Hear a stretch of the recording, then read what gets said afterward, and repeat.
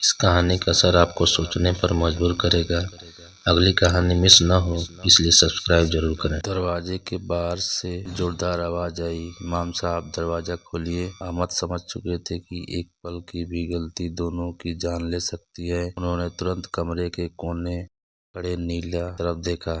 नीला डर के मारे कांप रही। अहमद धीरे से बोले, जल्दी उस संदूक के अंदर छुप जाओ। कमरे में एक पुरानी लकड़ी का संदूक रखा था जिसमें आमतौर पर किताबें रखी जाती। नीला बिना कुछ पूछे जल्दी से संदूक के अंदर घुस गई। अहमद ने ढक्कन बंद कर दिया लेकिन उसका थोड़ा सा खुला छोड़ दिया ताकि हवा अंदर जा सके। फिर उन्होंने अपना जुब्बा उठाकर संदूक के ऊपर डाल दिया। उसी के सामने जायनमाज बिछाकर नमाज पढ़ने खड़े हो। उसी समय धड़ाम दरवाजा जोर से टूट गया। हथियार बंद सैनिक कमरे में घुस आए। उनके हाथों में चमकती तलवारें थी। आगे आगे सेनापति था। उसने कमरे को गौर से देखा। अहमद उस वक्त नमाज के सजदे में। कमरे में कुछ पल के लिए खामोशी छा गई। फिर सेनापति बोला, कमरे की तलाशी। दो सैनिक इधर उधर खोजने लगे लेकिन उन्हें कुछ नहीं मिला। तभी सेनापति की नजर के संदूक पर पड़ी जिससे सामने अहमद नमाज पढ़ रहे थे। वह धीरे धीरे उस तरफ बढ़ा। उसने तलवार की नोक से बंदूक पर रफा हटाया। कमरे का माहौल अचानक बहुत भारी हो गया। अंदर छुपी नीला शायद सांस रोक कर बैठी होगी। पर उसी समय अहमद का सजदा अभी भी खत्म नहीं हुआ था। सेनापति ने संदूक को घूरते हुए कहा, इमाम साहब, इस संदूक में क्या है? अहमद धीरे से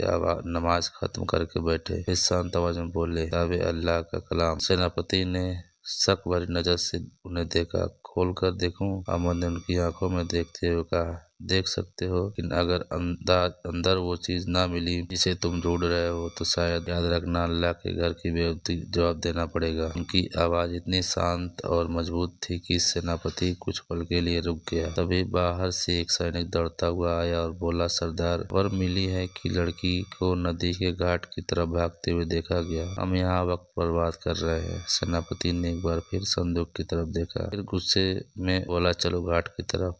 और वे सब कमरे से बाहर निकल गए। दरवाजा जोर से पटक कर बंद हो गया। कुछ पल तक अहमद वहीं खड़े रहे। फिर जल्दी से संदूक खोला। नीला अंदर बेहोश पड़ी थी। ऑक्सीजन की कमी के कारण उसका चेहरा नीला पड़ गया था। अहमद ने तुरंत उसे बाहर निकाला और जमीन पर लिटाकर चेहरे पर पानी के छींटे मारे। कुछ देर बाद नीला ने धीरे धीरे आंखें खोली। उसने लंबी सांस ली। अहमद ने राहत की सांस लेते हुए कहा, वे लोग चले गए हैं लेकिन ज्यादा देर दूर नहीं रहेंगे।